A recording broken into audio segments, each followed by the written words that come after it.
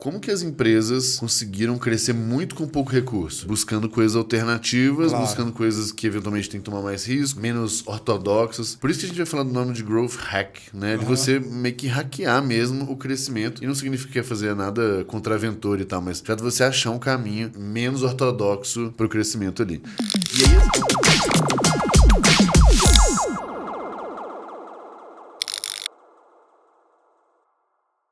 Fala, malucada, como vocês estão? Aqui quem fala é Wagner, do Alvo da Louca Podcast, o seu podcast de gente real, falando com o empreendedor da vida real. Antes que você me pergunte, eu já vou te dizer, cadê o João? O João partiu dessa para uma melhor. O João agora foi conquistar novos desafios, foi viver novos desafios. Então, João, se você está assistindo a gente aqui, te agradeço pelo tempo aqui com a gente, cara. Saudade de você, vai fazer falta aqui, meu. E conosco hoje, Gabriel Costa, o monstrinho por trás do tema Growth. E é isso que a gente quer destacar e desdobrar. Então, Gabriel, muito obrigado aí pela sua participação, cara, por ter vindo aí, meu. Eu que agradeço o convite, super legal. Cara, coisa que eu gosto de fazer é gravar podcast. Eu queria te entregar aqui um presente. Opa, muito obrigado aí mesmo por estar aqui com a gente. Maravilha. Eu sei que vocês não sabem o que é esse presente, porque vocês que assistem aqui direto não têm a mínima ideia que é uma caneca.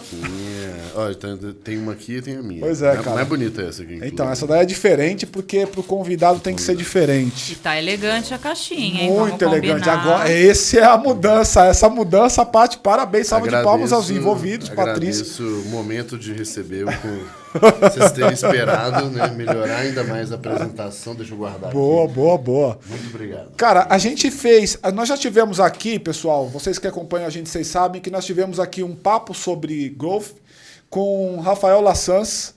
Ali a gente queria mais descortinar o que é o tema. A gente vai precisar fazer isso em alguma monta aqui, de alguma maneira aqui também. Mas eu queria explorar com o Gabriel mais a mentalidade, o que está por trás. O Gabriel tem um histórico gigantesco nesse assunto, ele vai contar um pouco para nós. Então, se você está aí com essa expectativa de entender um pouco mais o que é esta competência, que você ouve o tempo inteiro, mas não sabe exatamente o que é, e que você sabe que você tem ouvido bastante, que você precisa, mas também não sabe como começar, estamos com um cara aqui hoje. Bora. E, Gabriel, vamos começar, cara, dando um panorama aí dessa tua trajetória, que é gigantesca nesse tema, cara. Abre um pouco para nós aqui. Como é que você começou com isso? Como é que foi aí a trajetória? Boa, vamos lá. Bom, antes de tudo, você falou do Lassans. Lassans é muito meu amigo, a gente compartilha de muita filosofia e eu acho que vai ser até interessante trazer alguns pontos complementares ao que ele traz. Cara, eu sou engenheiro, né, de formação, engenheiro de alimentos, inclusive. Acabei saindo dessa vida muito rápido e eu me juntei à RD nos primórdios lá em 2013, né? Então fui o 20º funcionário lá. RD Station. Exato.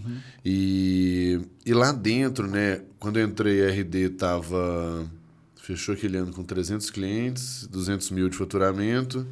Quando eu saí no fim de 2018... Estava com 15 mil clientes faturando 100 milhões. 5 anos depois, foi incrível, assim. Caraca. E no meio dessa trajetória, né, a gente começou a crescer muito e aí em 2015 eu acabei... Eu já era do time de marketing ali, geração de demanda. Isso que eu ia te perguntar, você fazia o que lá? Você entrou lá como 23º funcionário para fazer o quê? 20º, né? Eu 20º. fui... Cara, eu entrei como praticamente o primeiro funcionário do time de marketing ali. Tinha o André Siqueira, né, que era o fundador que cuidava dessa área. E aí foi a época que a RD recebeu a primeira rodada e aí começava a precisar pisar no acelerador para gerar mais demanda para o time de vendas e sair, né, funcionar aquele flow todo. Quando eu entro, então, é bem na pegada de marketing, geração de demanda. E aí, no início de 2015, a gente entendeu que bem, assim, em 2014 a gente cresceu muito, acho que uns 800%, sei lá, alguma coisa assim. Só que foi muito na força bruta. Foi do jeito que dava. E aí em 2015 a gente viu que, eu acho que dá pra gente trazer mais método para esse negócio e crescer bem de uma forma... se eu falar que é tranquila, não é, mas pelo menos mais estruturada. Estruturada. E essa filosofia de growth, ela é muito sobre isso, sobre a gente né, encontrar as alavancas de crescimento através de boas análises e aí fazer teste para descobrir se realmente tem o potencial ali. Então, essa história de growth começa em 2015, exatamente quando a gente está buscando um jeito mais estruturado e consistente de crescer RD lá em 5, 6 anos atrás. E o que está por trás, então, é como crescer. Como crescer de maneira estruturada. Eu acho que tem um ponto a mais. Eu acho que é como crescer de forma estruturada, mas principalmente através de alavanca. Então, em vez de você crescer um pouquinho em cada lugar, você acha um lugar onde você cresce muito mais. Perfeito. E para fazer isso, você tem que se apoiar em 2 pilares, vamos falar assim. O primeiro é de fazer boas análises, né? Porque com as análises você vai identificar onde estão as oportunidades. E toda uma filosofia de experimentos, que foi muito que o Lassans trouxe aqui no papo com vocês também. Sim. Né? A parte de experimento é importante porque você precisa tomar risco para tentar achar esse negócio que, se fosse fácil, todo mundo achava e faria. Exato. Né? Exatamente. Cara, e aí assim, nessa sua trajetória, você estava contando da RD, da tua entrada até a saída, essa competência estava contigo lá? Como é que é? Tinha um time? Como é que o crescimento desse tema aconteceu ali no RD? Boa. Cara, numa empresa como a RD, que cresce muito rápido, as coisas mudam muito rápido. Muito rápido mesmo. Então, nesse tempo entre eu criar o time de growth e sair da RD, que foram 3 anos e meio, mais ou menos, 15, 16, 4 anos, eu criei o time de growth, eu tinha um time grande lá dentro, grande assim, né? Tinha umas 9, 10 pessoas. Depois disso, por outros pontos ali, eu fui trabalhar com o Eric, né, com o CEO da RD, na parte de gestão e governança, projetos. A gente teve um projeto de expansão internacional e aí eu participei dele. A RD comprou uma empresa. Você saiu do tema... Eu saí da temática growth ali. E aí, na parte... Só que assim, quando a gente está falando de expansão internacional, a gente está falando de crescimento. Quando a gente fala do M&A, né, de uma compra de uma empresa, também é sobre crescimento. Uma parte de BI, dados lá dentro. Mas eu volto para esse mundo com uma ótica um pouco diferente quando, 2018, eu crio o produto lá, o RD Station Marketing Lite, que é o de entrada, o pequenininho, baratinho. Então, eu uso os mesmos princípios ali, só que agora para produto e não mais para geração de lead e tudo mais. Então, no fim do dia, a gente meio que eu saio de growth, mas o growth não sai de mim, aí eu acabo voltando com uma ótica de produto. Você aprendeu na prática, né, irmão? Você aprendeu na prática total, né? Ou você teve um momento de vou estudar este tema, e estudei o tema e vou aplicar o tema. Me parece que as duas coisas foram meio que conjuntamente, né? Logo que a gente começa, a RD sempre teve uma certa obsessão com estudo, conteúdo e tal. E eu fui pro Vale do Silício várias vezes. Pela RD? Pela RD. Pra você ter ideia, a RD, durante acho que uns 2 anos, 1 ano e meio, 2 anos, ela alugou uma casa lá no Vale. E aí ela ficava mandando funcionários todo mês para ficar estudando as coisas lá. Era um nível de dedicação e obsessão muito grande, assim. Então eu fui várias vezes, eu estudei lá com os caras, com o Chanelis, que criou esse termo, depois com o Brian Balfour, que era o cara da HubSpot lá, que criou a Reforge. Então tudo que diz respeito a o que existia de teoria na época, eu vi lá, inclusive conheci todas essas pessoas. Mas a vida real mesmo é isso. Tem que ir lá, beleza, você se embasa, mas aí você tem que pegar e botar... meter a mão na massa. HubSpot é o grande nome desse tema? É que a HubSpot é a empresa na qual a RD se inspira, né? A HubSpot cria o tema inbound, eles que criam o termo e tudo mais.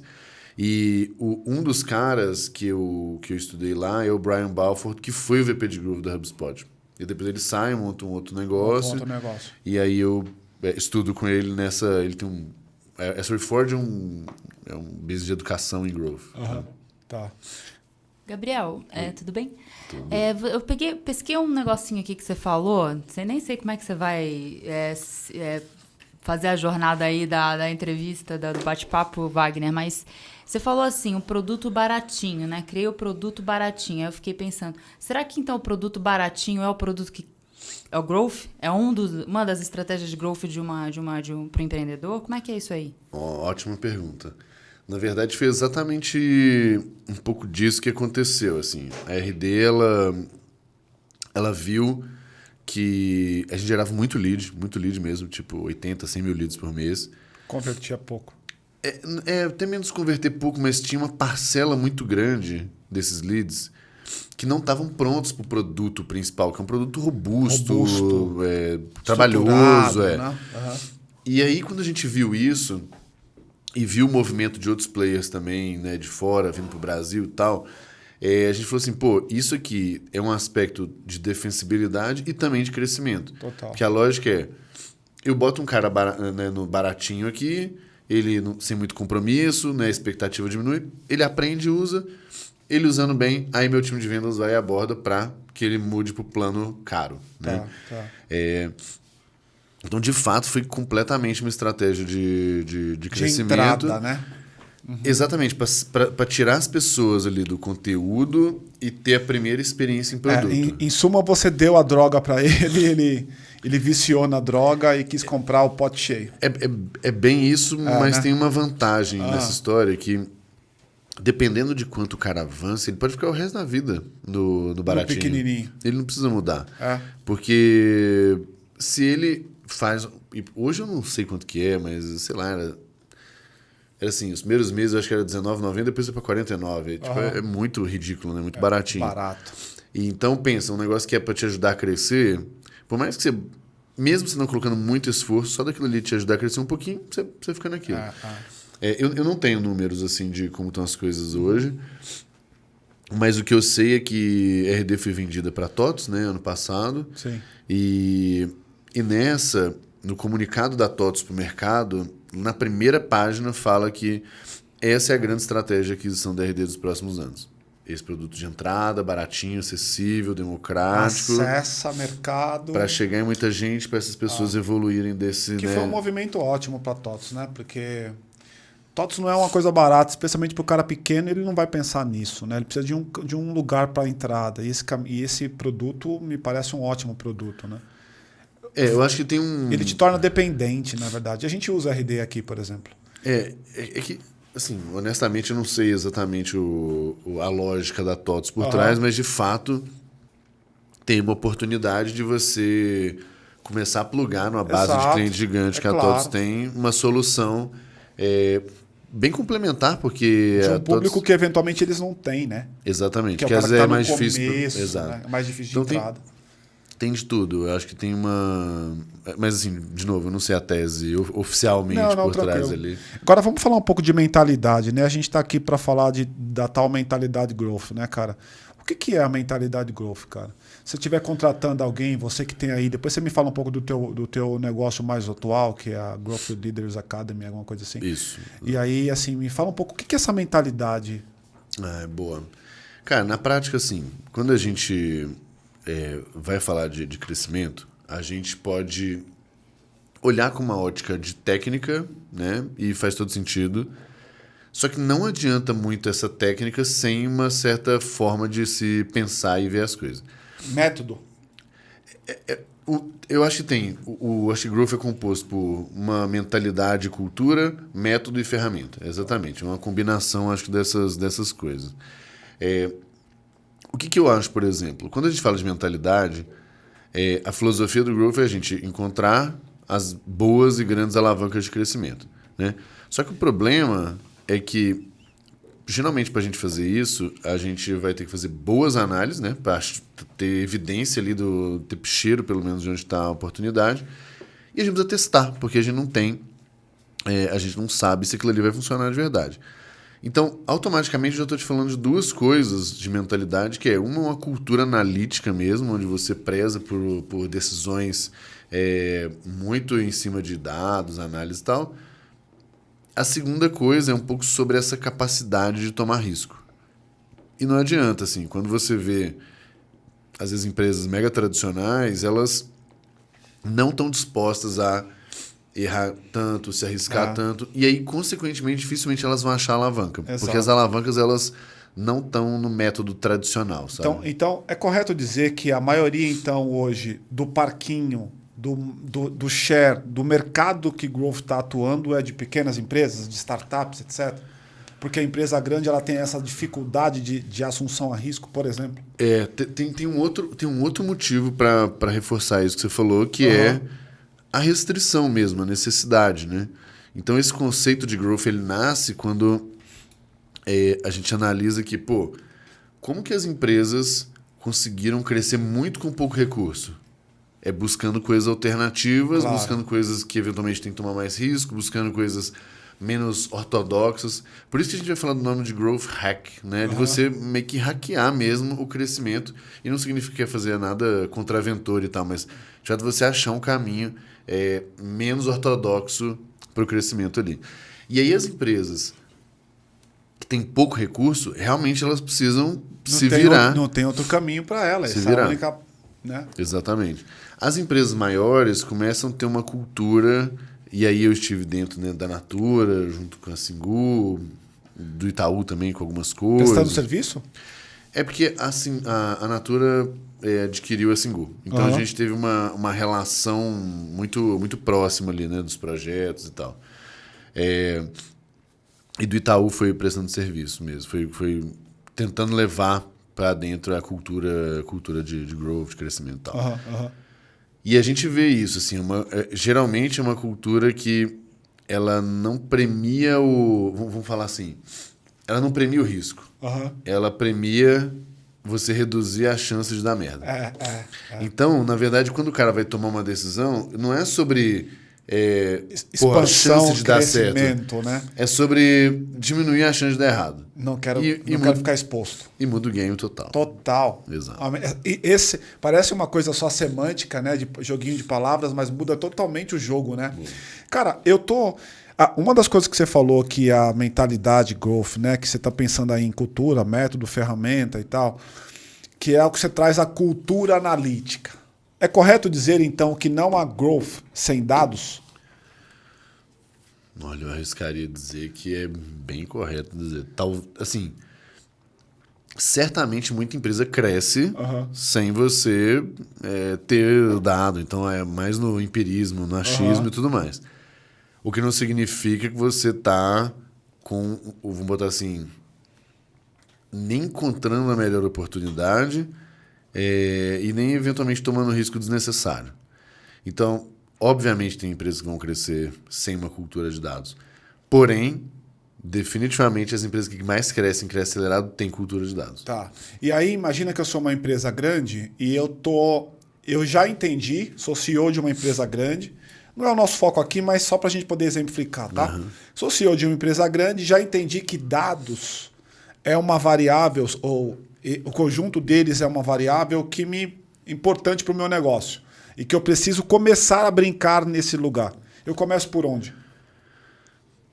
Tá. E só para problematizar, né? Eu tenho as minhas bases espalhadas, vários legados, eles não conversam, a soma de todos não dá dá muito mais do que um. Por onde eu começo? Cara, eu vou dar uma resposta que eu acho que ela serve tanto para as big companies quanto para o empreendedor pequeno. Claramente, né, cada um salva suas proporções e tudo mais. Claro. Mas a filosofia é começar de um pedaço e que seja mais fácil. Porque no fim do dia, você não quer ter o estado da arte do negócio. Você até pode querer, mas é muito improvável que você vai chegar lá e rápido, né? Então, seja você um empreendedor que não mede nada e quer começar agora a medir algumas coisas e tal, seja uma big company que já tem muita coisa, para mim a filosofia é muito parecida. Tá. Vamos escolher um pedaço, começar dali, e pode ser o que seja mais fácil para você. Esse dado aqui é um dado que é fácil de coletar, então começa daqui. Começa dali. Tá. Porque o fato da gente começar a complicar as coisas demais, aí é que estraga tudo. Então, daí tem uma lição que me parece uma lição bastante forte, né? Escolha um caminho por onde começar, comece dali de maneira pequena. Isso, mas depois, faça, né? Exato. A diferença que eu acho, por exemplo, de um cara como você com a tua trajetória trabalhando nesse assunto, ou as empresas que você participou, tipo RD mesmo, para uma outra que tem uma brilhante ideia e que não sai do papel, é que uma executou, a outra não executou. A capacidade de colocar em prática aquilo que a gente está conversando aqui, por exemplo. E de tomar um certo risco também, E sabe? risco faz parte da brincadeira, né? Exato. É. Porque quando a gente até vê historicamente, assim, primeiro, né, o crescimento em si, ele não é uma coisa que se acerta que pá, explode, né? Ele é a soma de várias soma coisas de pequenininhas. várias, Então, o Lassans beleza. falou isso aqui também. Essa já é um número 1. E quando a gente não tem essa cultura, seja do dado ou do experimento mesmo, pra gente caçar essas novas coisas, dificilmente a gente vai conseguir acumular. Então, beleza, eu tive uma ideia de, sei lá, mexer alguma coisa aqui nessa caneca e tudo mais, não adianta só ficar olhando. E aí, o que empresa grande faz? Eu falei ontem isso com a Erika, que é a Growth Lead da Ambev. Uhum. O problema da empresa grande, de novo, né? É tudo sobre diminuir a chance de dar merda, né? Uhum. Aí, você só tem... Parece que é bem dicotômico. Ou não vou fazer nada, ou eu vou fazer um puta de um projeto. Ou é estado não tem da meio arte, caminho. ou é zero. E aí você fica 6 meses estudando um negócio, sendo que, pô, se você simplesmente fizesse isso aqui, sabe? Troca de um lugar para o outro e testa rapidinho, você já começa a coletar alguns dados e insights ali. Você falou, opa, legal, isso aqui funcionou bem aqui, deixa eu tentar mais aqui, um pouquinho mais aqui. Porque os projetos em si, eles acabam demorando 6 meses para aprovar. 6 meses só aprovação, irmão. Então, porque você vai desenhar, aí Nossa. você vai minimizar o risco, aí você vai estudar, aí você vai fazer um benchmark, aí você vai fazer uma pesquisa, aí você vai não sei o quê. Aí você, isso. Então é muito louco essa lógica, por isso que essa ação, né, mesmo que pequeno, de risco mitigado, ela é muito importante. Tem que ser dado o passo, né? Exato. E o que você está fazendo hoje, cara? Como é que você está hoje, Gabriel? Fazendo o quê? Boa. Eu fui CMO da Singu por 3 anos, eu acabei de sair porque... Você era sócio lá também, né? Ainda sou. E aí, no mês de 2019, eu criei uma outra empresa em paralelo ali com a Singu, ficou rodando 2 anos em paralelo, que é a Growth Leaders Academy, que começa como um programa de mentoria para líderes de marketing growth. Tá. Então, a gente já passaram umas 80, 85 empresas. Empresas? São... O que é o negócio? Como assim? Você vende para B2C, para B2B, o desenvolvimento do time de growth? Não, a gente faz assim. Acaba batendo nisso, mas o principal é um programa onde a gente monta pequenos grupos de empresas. Esses grupos, a gente tem um certo framework que a gente ajuda essas pessoas a evoluírem como liderança de marketing growth. E essa empresa não tem, tanto faz se é grande ou pequena? Tanto faz. Pra você ter ideia, nessa turma a gente está com a Globo, Caraca. Cielo e Ambev, mas a gente já teve Serasa, Hotmart, aí começa a ter outras, RD, Vindi, que foi vendida para Local Web há pouco tempo. E tem várias que começam pequenininhas, mas estão num ritmo muito intenso. Então, não sei se você conhece o pessoal do Super Coffee. Sim.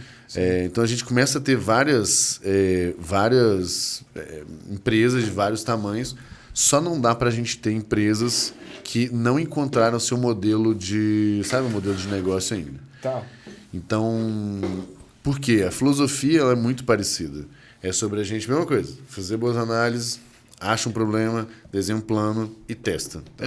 É simples assim. Tem dinheiro pra caramba aí, hein? Ou chegou aqui uma comidinha, Opa, fica à vontade aí. Isso não é cenográfico. Cenográfico, obrigado. Não. Então fica à vontade aí. Tem que ir no pão de queijo pra honrar minhas Pois é, cara. Eu tô aqui ouvindo você e pensando, né, cara, assim, tem bastante dinheiro nessa mesa aí da Growth Leaders Academy, porque se tem uma coisa que a empresa grande acha sexy pra caramba, é se tornar mais startupável. Startup-like, por exemplo. Então, se você traz uma competência que ela é oriunda do mercado da nova economia, como Growth, por exemplo, não existia Growth há 10 anos atrás. Pelo menos no Brasil, como competência, não existia. Se você cria um produto que dentro desse produto você consegue inserir esses caras grandes, que é de onde vem o dinheiro, porra... Conseguiu uma grande feita aí, hein? A gente até começa... Isso é bem interessante você ter falado, porque assim... O grande desafio nosso nunca... Aliás, nosso grande impacto nunca foi sobre a transformação, sabe? A transformação digital. Não era isso. Uhum. Era sobre pegar pessoas que estavam em empresas em ritmo de crescimento retardado, muito alto, e a gente ajudar a estruturar essa brincadeira, né? Só que o que acabou acontecendo recentemente foi exatamente isso. Uhum. São empresas grandes que entenderam que... Tem um movimento aí. Que tem um movimento. Então, geralmente, a nossa principal persona era startup que levantou grana e precisava dar aquela esticada. Sim. E o que está acontecendo agora, de forma completamente... Orgânico. A gente nunca investiu um centavo em anúncio para a mentoria. Você tem sócio nesse negócio, irmão? Tenho.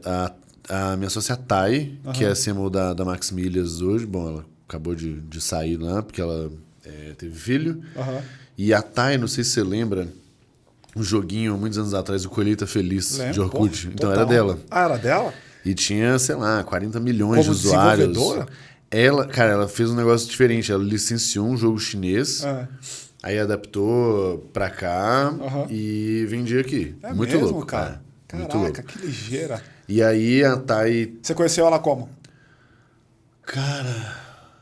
eu lembrei. Eu conheci ela quando a RD tava tentando levá-la como diretora. Ah, tá. E eu a entrevistei como um possível liderado, né? Sei. Aí acabou que ela foi para um outro lugar, tal, passou. E aí ela foi para Max Milhas. Eu gosto muito do mundo de milhas. Simplesmente, eu tenho um curso sobre isso, você tem noção do tanto que eu gosto. E aí a gente voltou a se falar, e depois a gente tá no mesmo mundo de marketing. Cara, foi isso. Sem rolou. muita... Que legal, que o legal. santo bateu ali. Que legal. E aí a gente... Então cria esse um programa, porque curso, para quem já está numa posição de liderança, não resolve mais o problema. Não. É muito sobre, cara, experiência, quem está lá, as Você dores. sabe um caminho que eu acho que se eu tivesse, por exemplo, nesse negócio que você tá com você, por exemplo, eu acho que tem aqui uma oportunidade desse growth que você gerou para qualquer empresa. Tá certo, a empresa grande talvez não vá te dar essa possibilidade, mas se transformar em equity para você mesmo. Você está brincando disso já? Isso acontece de forma também orgânica. Então as pessoas, elas... O cara quer você na equação. Então as empresas, elas passam pelo programa e tem um certo impacto lá, e ela falou, opa, gostei, mas isso ainda hoje vamos botar na física. Física. Entra ali, o GLA não é sócio das empresas, eu até estou me tornando sócio de algumas, assim. Mas o que eu falo é que é isso, você namora antes de casar. Total. Então, cara, primeiro, eu conheço a empresa, eu vejo como é que tá, e eu o cara vejo como conhece ele você. reage, eles me conhecem. Você viu a assunção a risco do cara. Porra, já deu match. Exato, né? E é exatamente isso. Manda aí, Paty. Mas, Gabriel, veja bem. Eu tô tentando pensar aqui no pequenininho. Onde que o Growth pode ajudar quem não tem essa competência de análise, esse acesso organizado a dados? Quer dizer, o Growth está parecendo que é mais para quem já é grande, né? Ou não, a gente consegue ainda... A gente levou o papo como se fosse uma coisa para estruturados, né? Eu tô falando, nossa, não, incrível, adorei, mas assim, e a galera pequena, e o empreendedor, empreendedor, e a pessoa que tem 5 pessoas ali, ou 3, ou 2, como é que funciona? Vale a pena pensar sobre esse assunto agora ou é melhor, depois eu vejo esse assunto de growth que não é para mim porque eu sou pequeno ainda? Não. Se a gente vai na essência da coisa, a pergunta é bem boa e eu escuto bastante.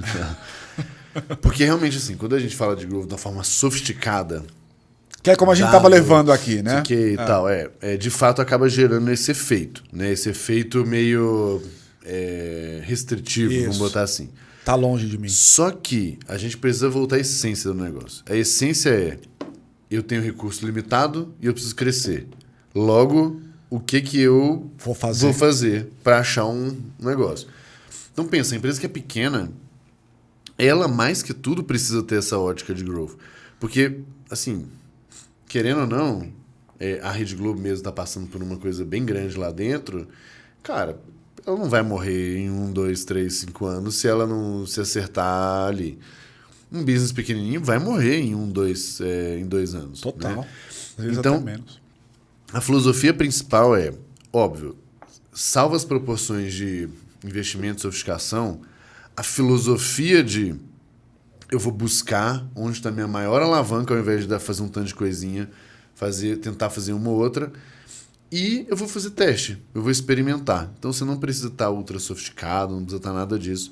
O importante é você ter essa cultura de buscar uma forma de crescer, uma forma desproporcional ao investimento que eu estou fazendo. Boa. E isso é a essência de um business pequeno. Né? Total. Então, só para fixar aqui, a provocação da Paty é ótima, porque por cacuete, talvez a gente estava levando para uma coisa mais sofisticada e tem uma coisa aqui bacana que é falar para o empreendedor, né, o cara pequeno. Então, se você está nesse lugar e se você acha que essa é uma competência que ela não serve para você, vou dar aqui uma pausa para o Gabriel pegar um quitute aqui. Vai falando aí. Exato. Rola aí. Então, se você acha que ela não tá que você está nesse lugar, que essa competência não serve para você, cara, tá errado. Porque é justamente para você que é necessário esse tipo de pensamento. Agora, eu diria que growth é muito mais um atributo cultural do que uma prática, do que uma metodologia, do que uma ferramenta. Por quê? Porque está na tua cabeça, você tem que pensar assim o tempo inteiro. Boa parte dos empreendedores, sem pensar no termo growth, ele já faz isso. Ele exatamente. pensa growth. Mas aí quando você traz isso com uma abordagem metodológica, parece complexo, parece distante, mas é uma coisa inata. Eu tenho um exemplo muito bom disso, que é da minha mãe. Minha mãe é psicóloga. E eu falei assim, eu cuido de tanta empresa, porque eu não vou cuidar da minha mãe. E a minha mãe ela sempre foi uma ótima psicóloga e uma péssima gestora, empreendedora, administradora. E tá tudo bem.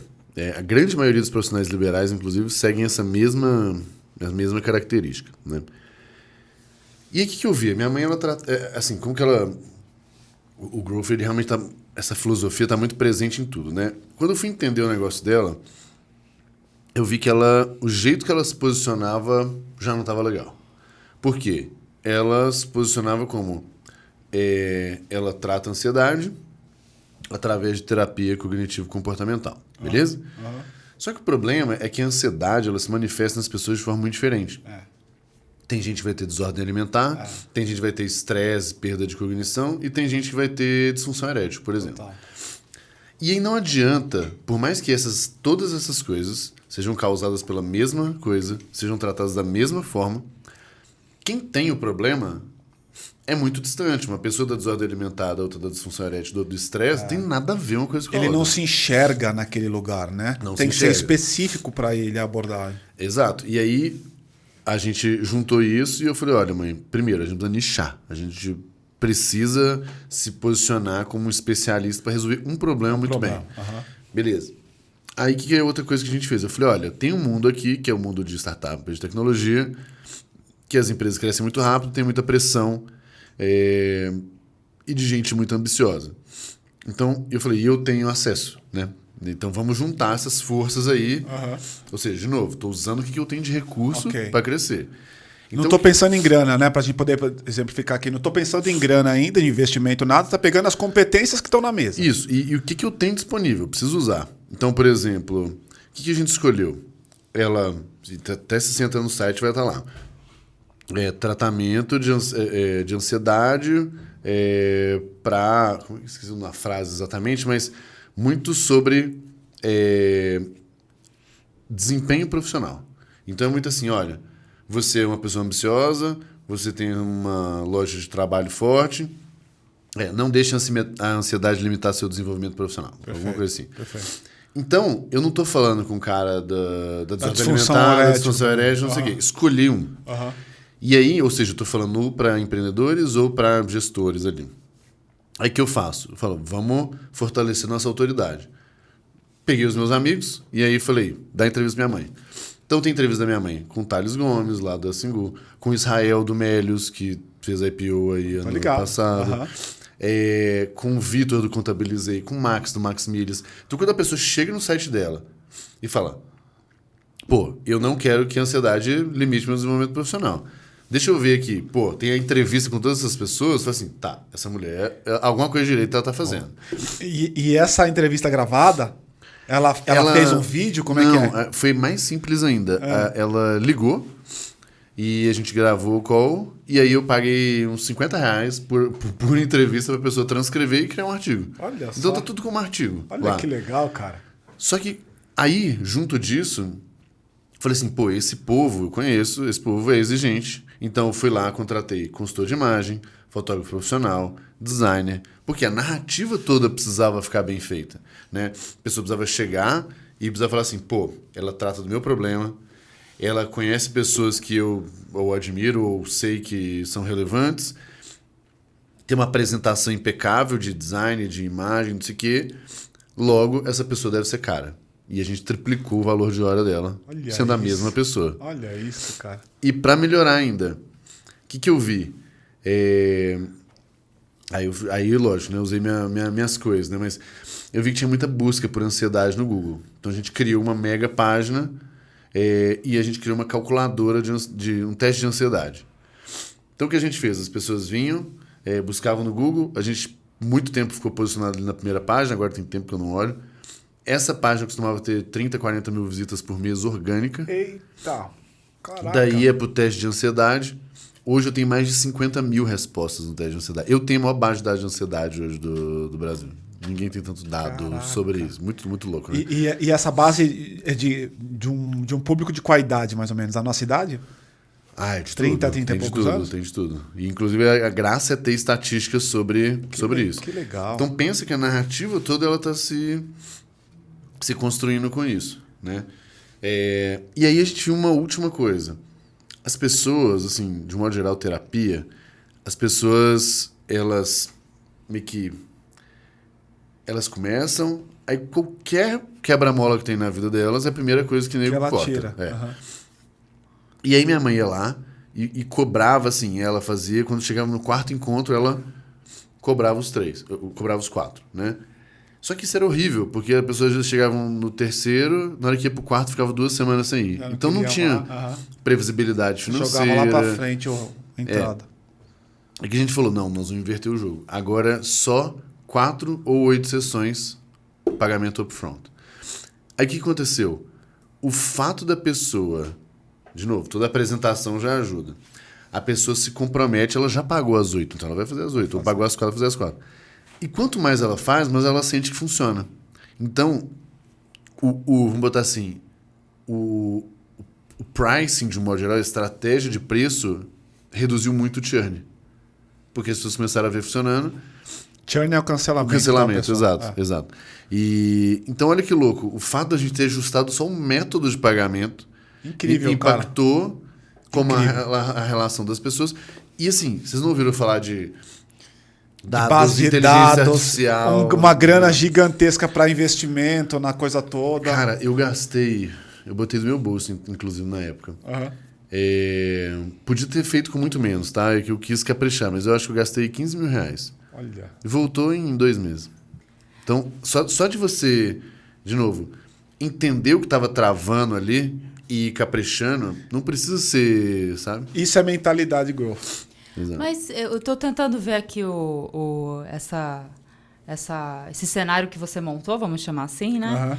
Quer dizer, então... esse case? Esse case. A sua mãe é uma boa profissional. Imagino que ela seja uma boa profissional. Mas aí você criou imagem, nomes fortes, essa estratégia do pagamento. Quer dizer, você foi adicionando elementos... Só para subir a hora... Quer dizer, ela poderia estar cobrando o mesmo, se ela não tivesse aparentemente feito isso. Ela não ia conseguir. Exato. Então, quer dizer, como é que a gente pode... são essas ou existem outras formas de você dar um boost? Você deu algumas aí, pessoas famosas, conhecidas, respeitadas, tapinha na fotografia, design e tal. O que mais? Então, é que assim, a gente tem que se apegar um pouco menos às coisas que foram feitas e mais à filosofia por trás das coisas. É a mentalidade. A filosofia o modelo da psicóloga, de um modo geral, tem 2 formas dela crescer e ganhar mais dinheiro. Ela aumenta o valor de hora. E aumenta o número de... O volume. E aí tem um terceiro, na verdade, porque isso tem limite, né? Os dois são limitantes. Você tem um valor X ali. Ou, eventualmente, você pode ter uma clínica, aí sim, onde você tem vários psicólogos, gera demanda e tal. não era um caminho que minha mãe queria seguir. Minha mãe queria ser psicólogo, não empresário. Então, a gente tirou o caminho que eu, por exemplo, já seguiria. Eu queria muito também mais colocaria 12 psicólogas lá na Exato, na empresa. gera demanda para todo mundo. Isso, Então, esse terceiro, se fosse esse caminho, a estratégia provavelmente seria diferente. total.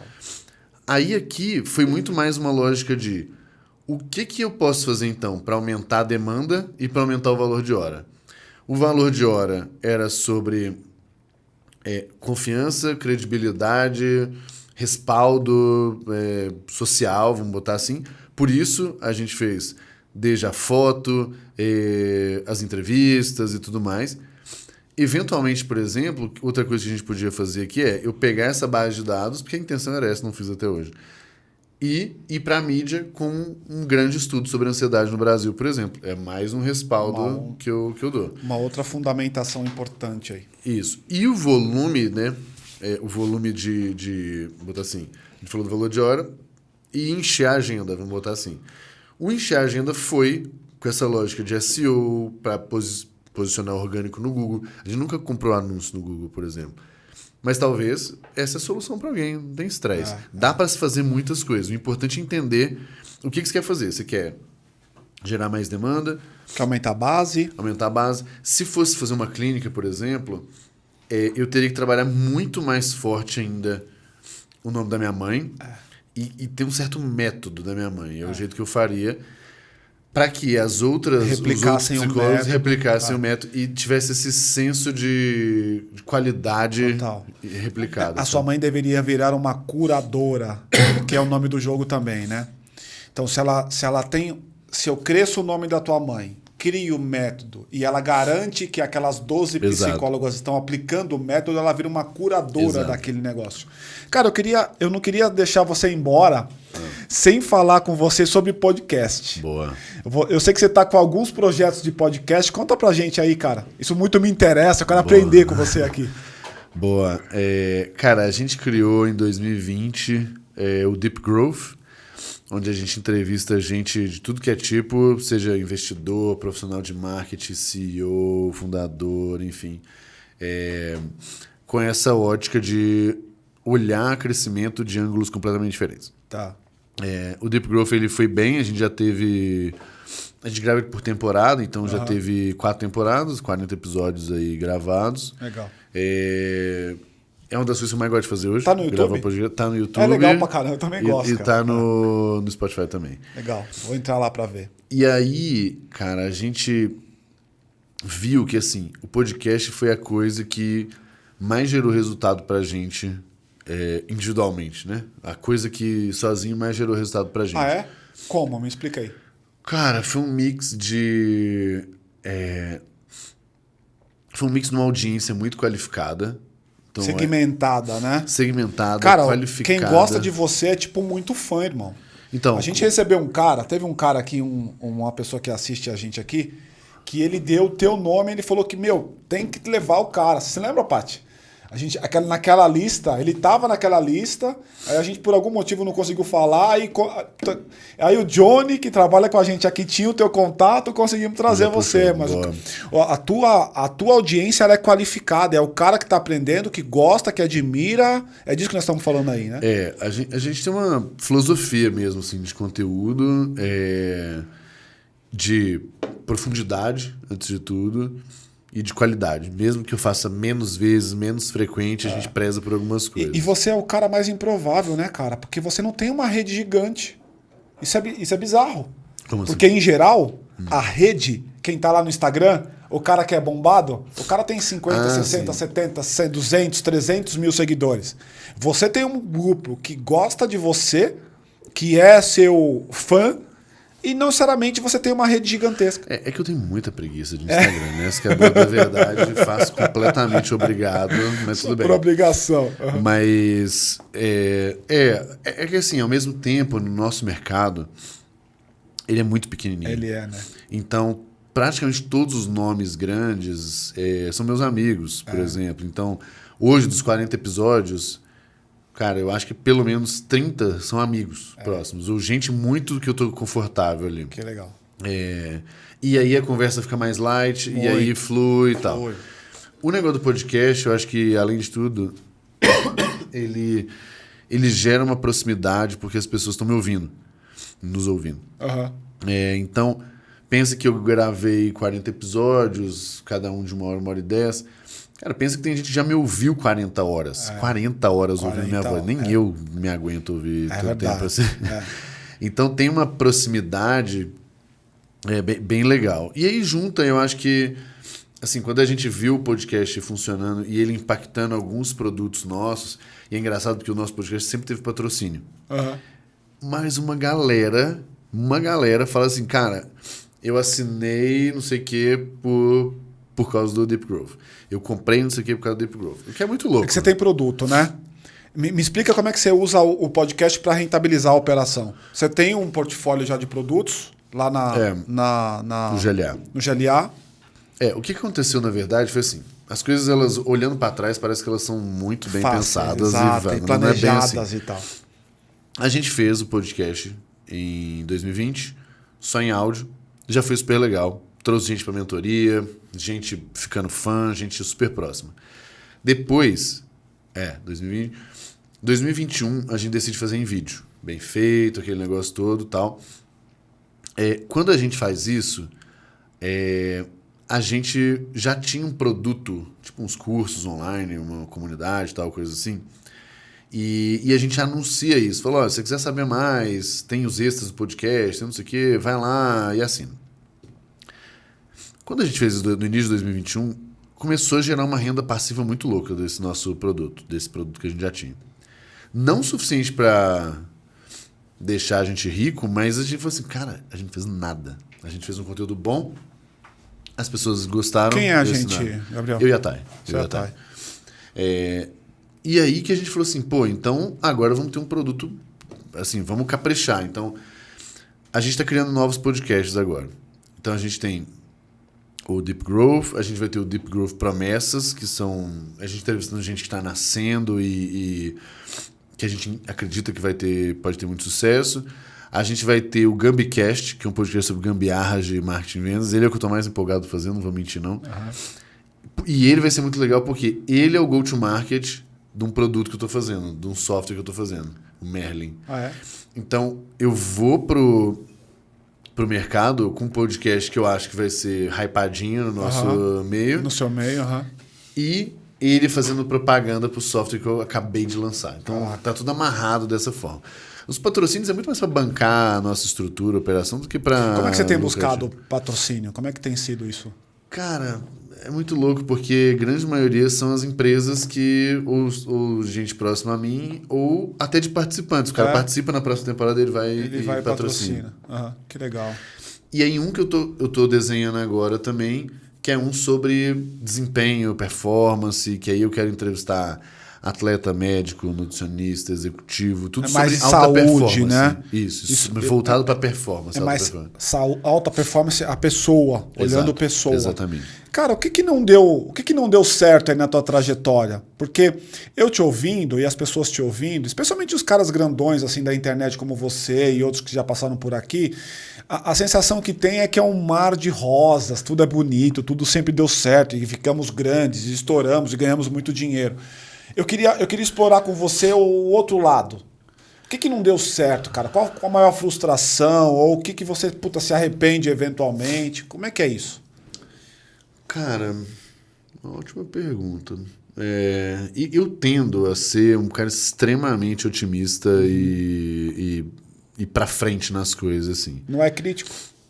Eu sou extremamente exigente, mas ao mesmo tempo tá nítido eu você, acredito, eu gosto de ficar criando as coisas e tal. 2021 foi um ano que a gente testou 3 produtos do GLA e os 3 deram certo. O deram certo ainda, né? De novo, testes que mostraram... acontecendo. Isso, e que tem um potencial legal. Cara, eu acho que uma coisa nos últimos anos foi de um ritmo muito intenso. Especialmente essa lógica de tocar 2 empresas noite, final de semana e tal. No fim do ano passado eu tava meio fodido, assim. Tava muito ruim. Tem família, irmão? Tá casado, Tenho, filho? Casado, 2 filhos. E aí isso só deixa mais complexa ainda a situação. Você mora aqui em São Paulo, capital? Moramos aqui. Tá. E, cara, aí, por exemplo, no fim do ano eu tava imprestável, assim, de cabeça e tal. E aí eu fiz um break, tirei férias, saí do Singu, fui... Agora eu acho que eu tô acelerando. Então, tem um de lado novo, aí assim. que é um lado pessoa, né? Porque de verdade, na trajetória que você tá, e aí, pessoal, a gente não falou muito aqui porque não era essa a ideia, mas se você pegar as empresas por onde ele passou, uma foi vendida, ele tinha participação, aí pegou a participação, aí foi para outra, a outra também e tal. Então é um volume muito grande de demanda, fora essas outras coisas que ele tá contando, tipo a mãe, tipo a nova empresa que ele montou e tal. Isso aqui, puta, o cara deve ficar 24/7 ali na pilha, né, meu? Eu, ao mesmo tempo, assim, eu me motivo muito com as coisas evoluindo. Então, muita gente pergunta onde que eu tiro gás, energia e tal. Sei lá, velho. Eu vejo acontecendo e eu me empolgo. Né? Tanto é que a gente grava podcast, por exemplo, os 40 que a gente gravou até hoje, sempre foi final de semana, sábado, domingo, 5 por dia, pra sair a temporada inteira de uma vez. Tudo de uma vez. Cara, a Thay saía de BH, 3h30 da manhã, chegava em São Paulo, não sei o que, a gente gravava, voltava pra casa, a gente dormia, no domingo gravava de novo, e segunda eu tava na loucura. No trabalho normal.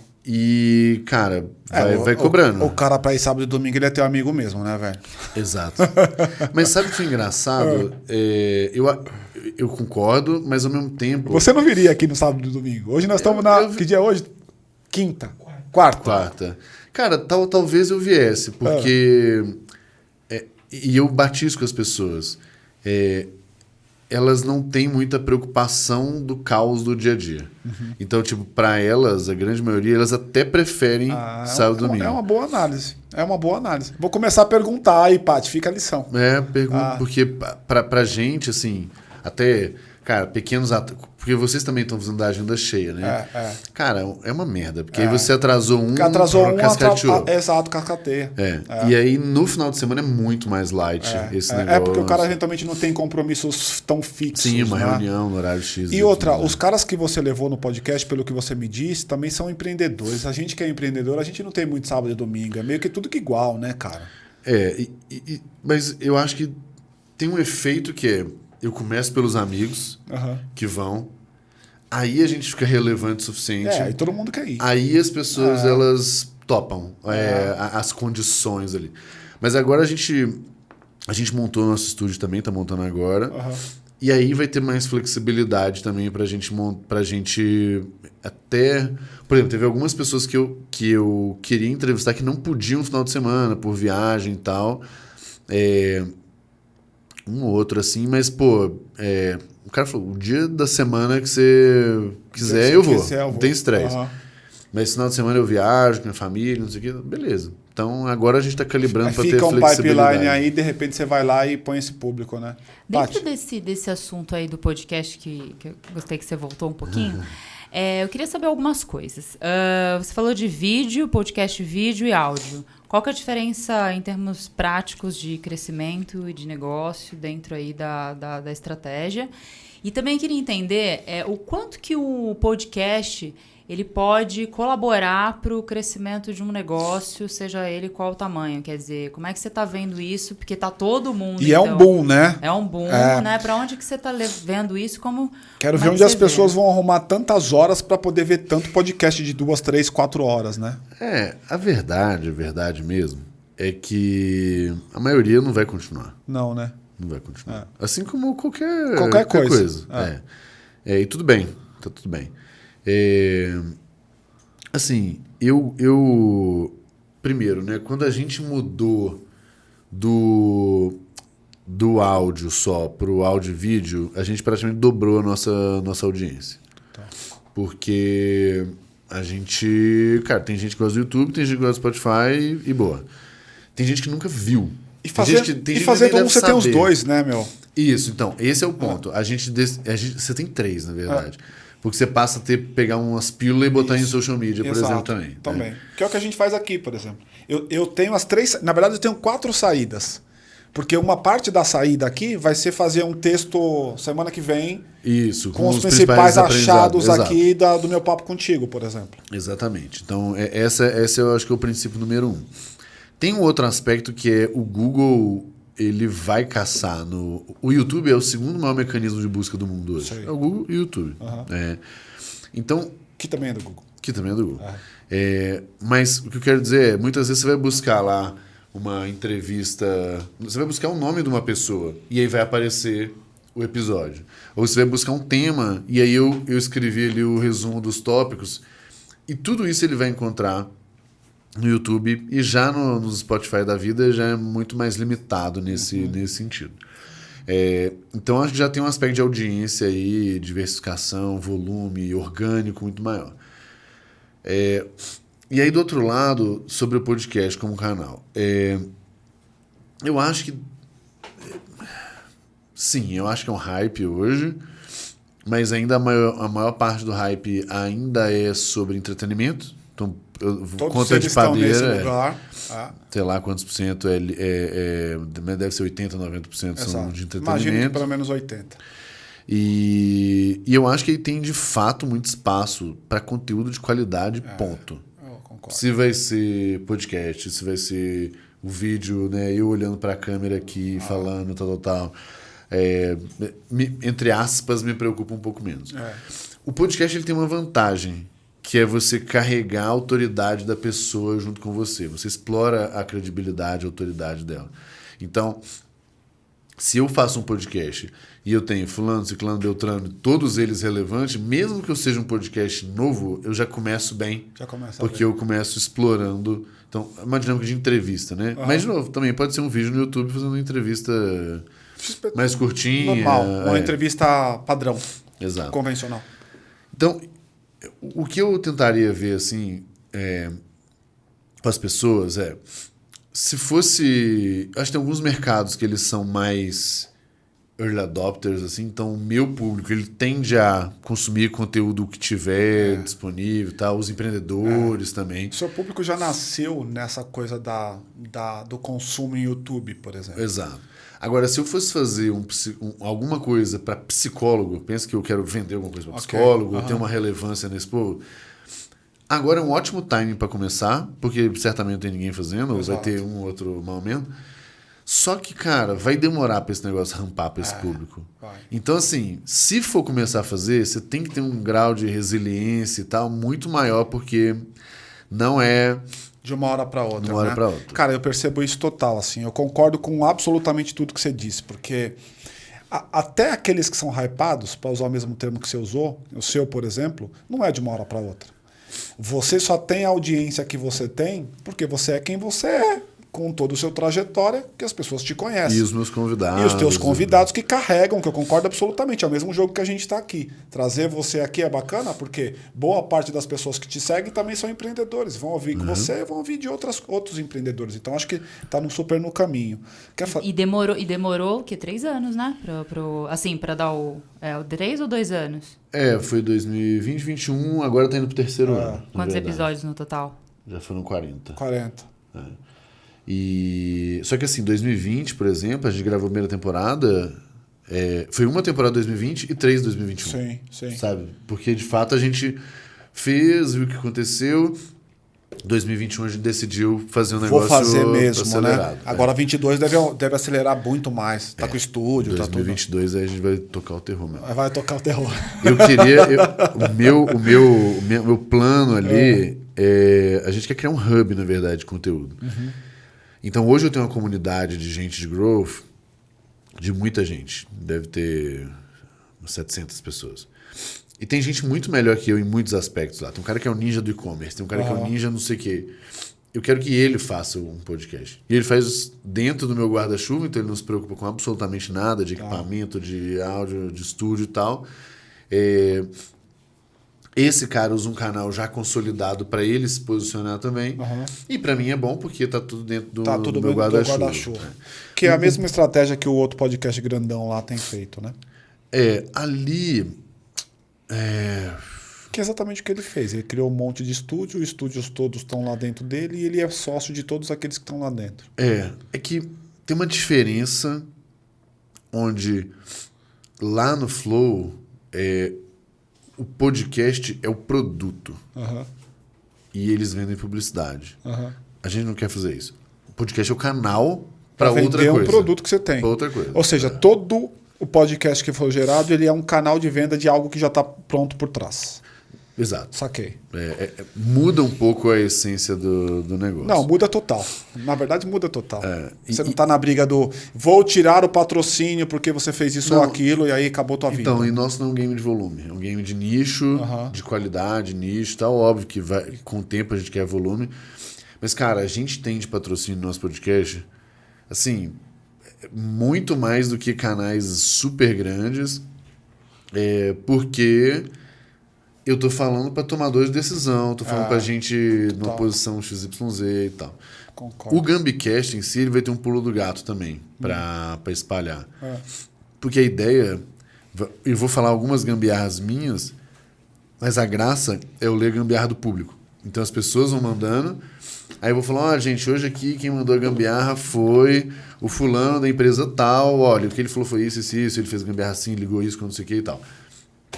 Pronto, postei. Esse cara vai divulgar no Instagram na rede dele. Aí daqui a pouco é isso. Cada gambiarra que eu publicar, a ideia é que eu passe a ter um tanto de microcanais ali espalhando a palavra. Muito sabe? bom, muito bom. Então esse é o cara, eu pulo queria, do gato por muito trás. bom, cara. Eu queria agradecer muito a sua presença, meu. Eu queria ficar muito mais tempo aqui, porque tá muito bacana mesmo. Só por causa de uma agenda, para também não te atrasar aí, cara. Agradeço demais. Queria te fazer a pergunta que eu faço costumeiramente aqui, Mandei. que é, cara, por que o Gabriel é um vida louca?